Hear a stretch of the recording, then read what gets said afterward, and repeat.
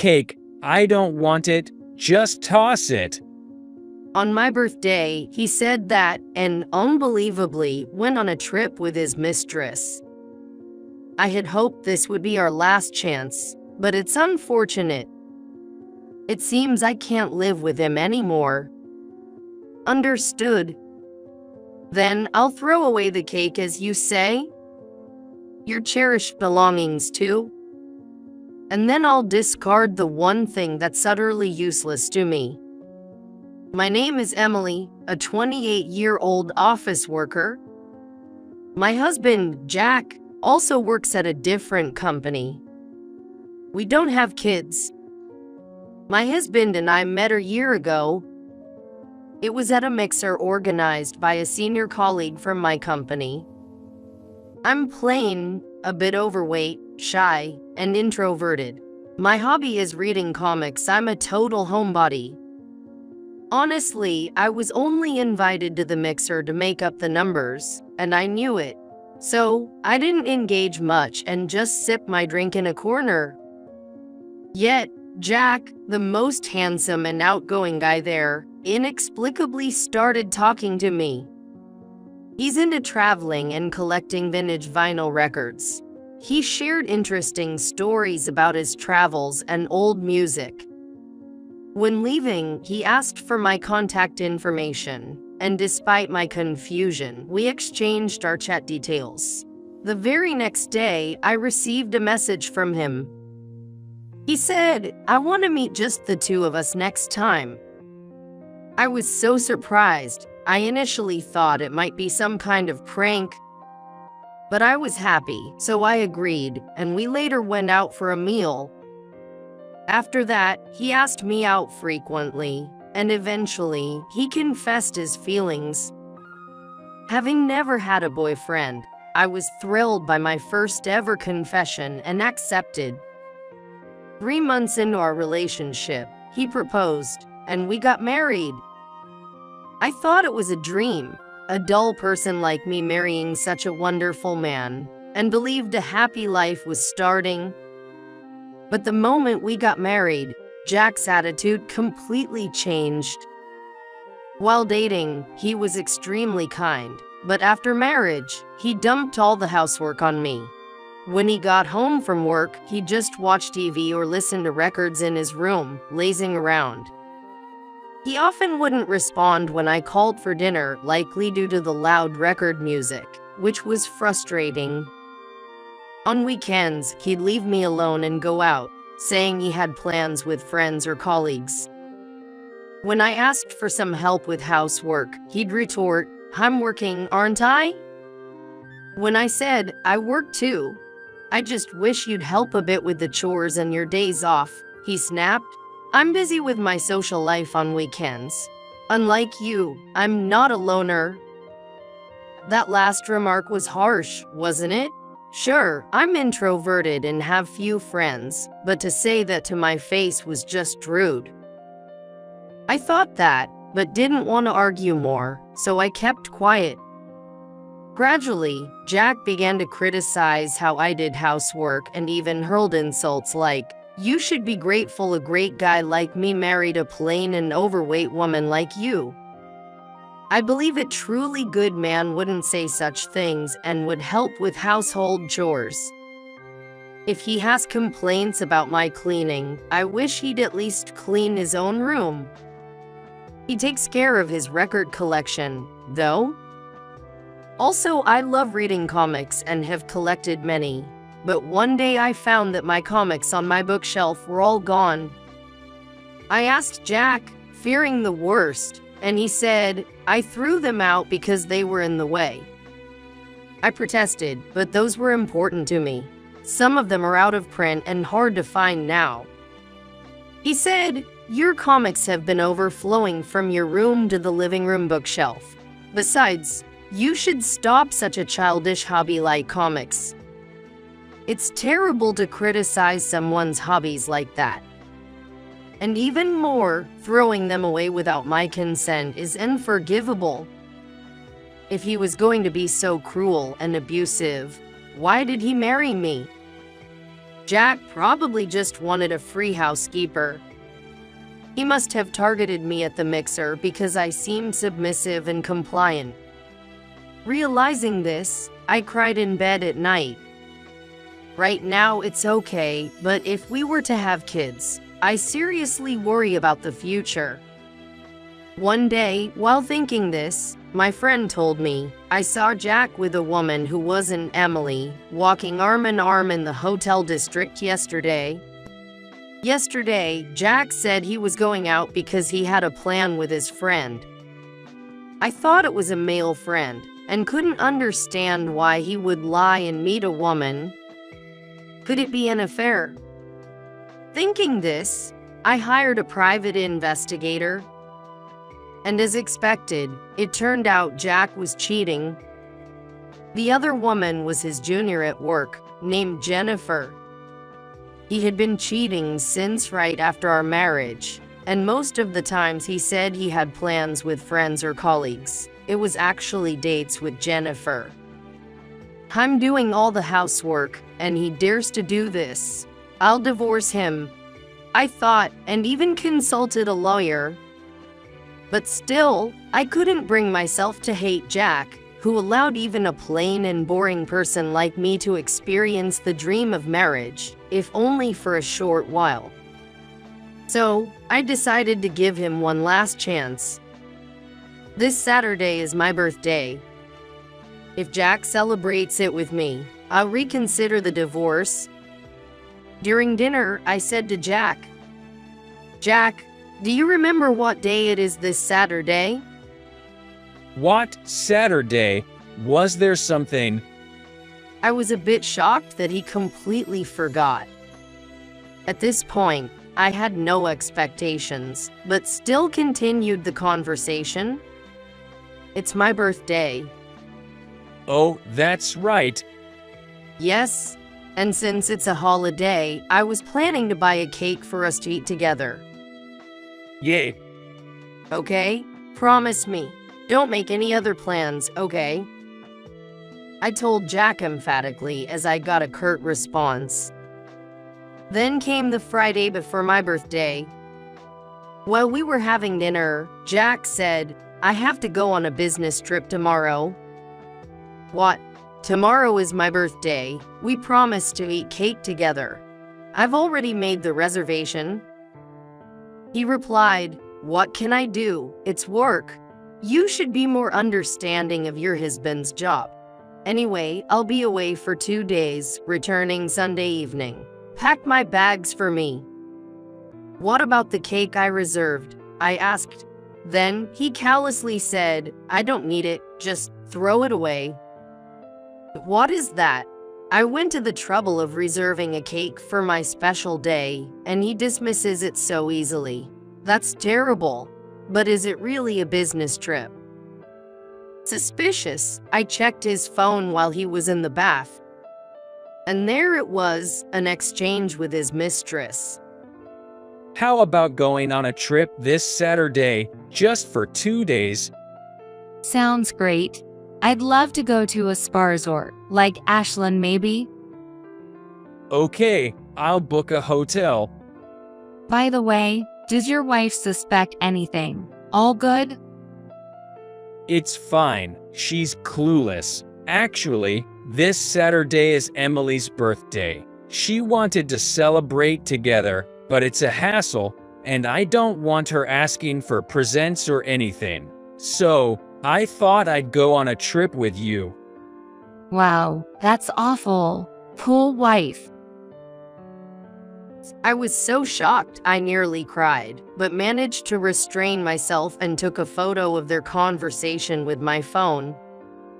I didn't even want presents or anything. Just eating cake together would have made me believe that he still cared about me, even a little. Seeing the texts with his mistress, I lost all hope. That's it, I'm done.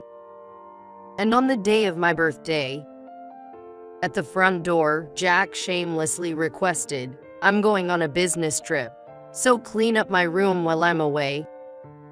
Okay, by the way, I'm going to pick up the cake I reserved today.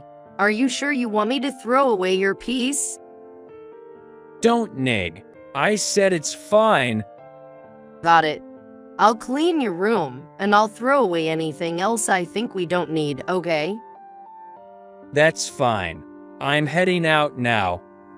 He said, and left for his trip, which was not a business trip, but a getaway with his mistress. I had just confirmed, I'll throw away anything I think we don't need, is that okay? And he had said, that's fine. I've recorded this conversation on a voice recorder, so there's no going back now. So I entered Jack's room, vacuumed, and wiped the windows. Next was to dispose of unnecessary items. Old clothes, an abundance of stationery, and Jack's record collection. I remember how much money and effort he put into collecting these records. I was thinking about that. Then I gathered all these items and stored them in the shed.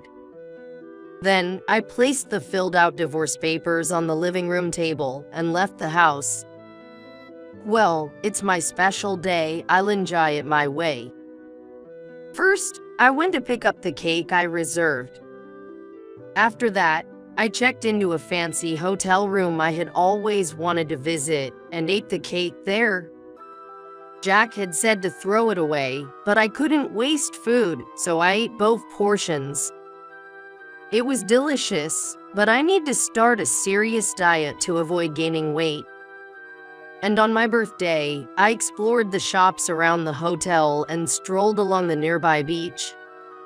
I had been so busy with housework on my days off, a leisurely holiday like this was a rare treat. As I was thinking this, Jack called on Sunday night.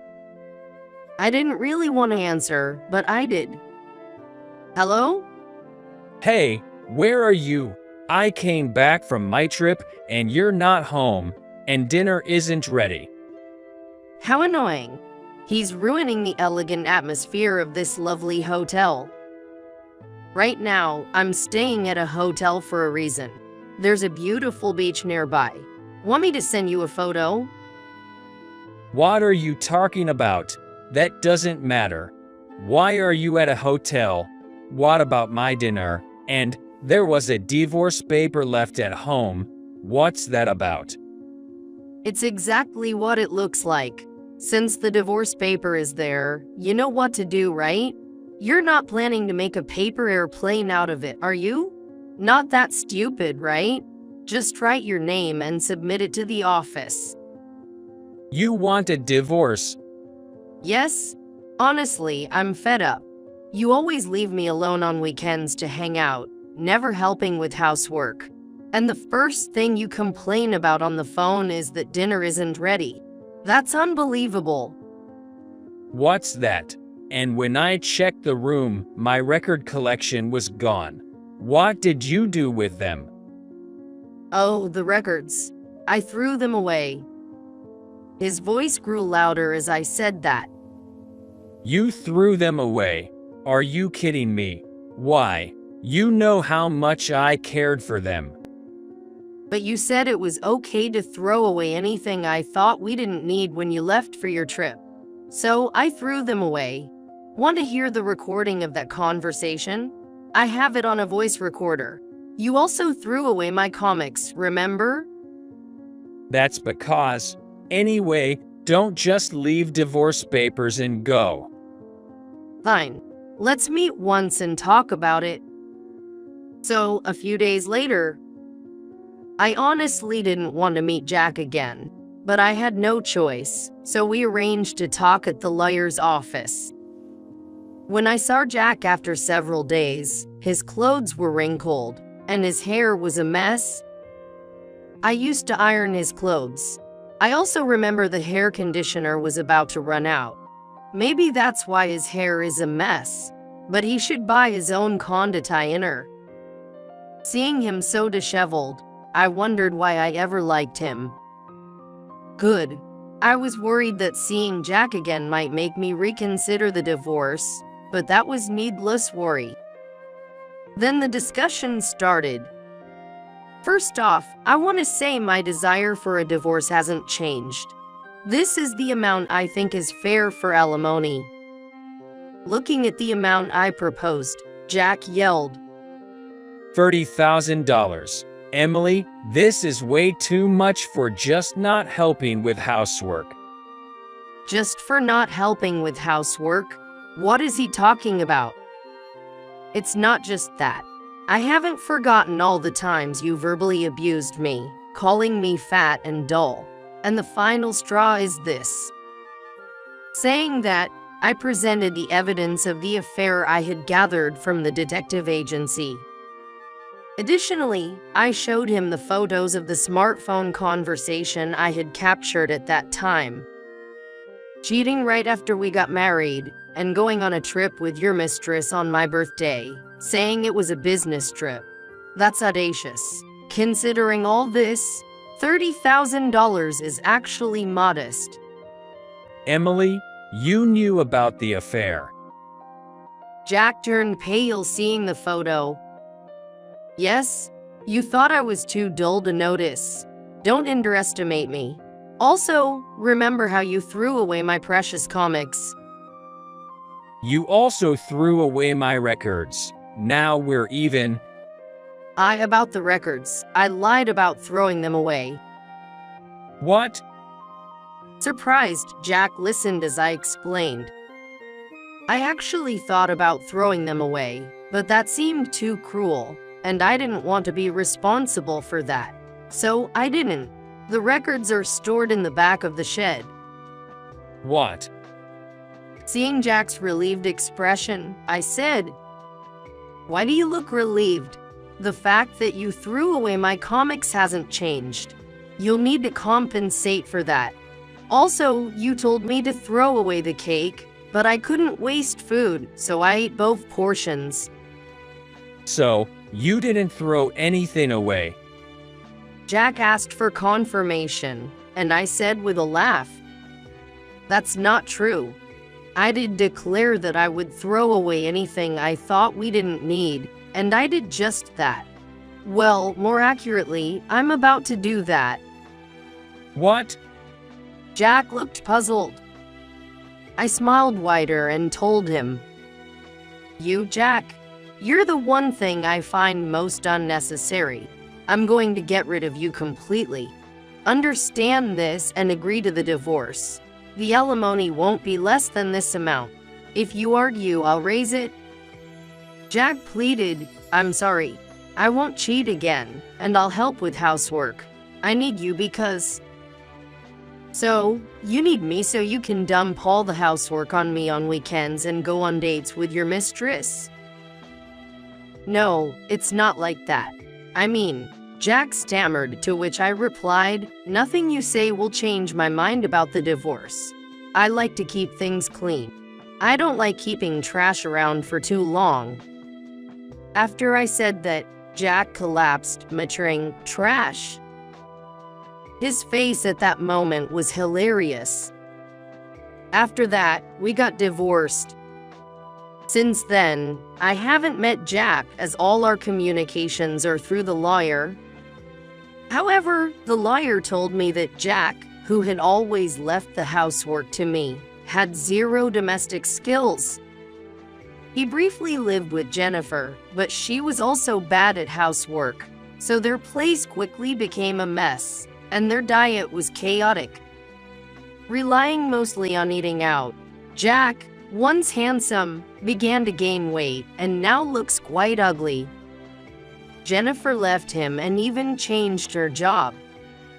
Moreover, Jack's workplace affair with Jennifer became the talk of the office, making things awkward for him. Still, he can't quit because of the hefty alimony I demanded. I've changed jobs and moved, now enjoying living freely on my own. I no longer spend weekends bogged down with housework, and I'm happy without anyone's comments. Maybe it's the lack of stress, but I've been told I look brighter and have lost a bit of weight. If I lose more, even though I don't plan to see him again, I might be able to make him regret losing me.